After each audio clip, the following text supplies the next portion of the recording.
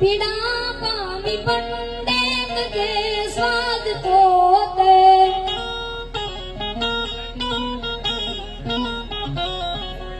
અને સુખ માટે કટુ કોણ તાતું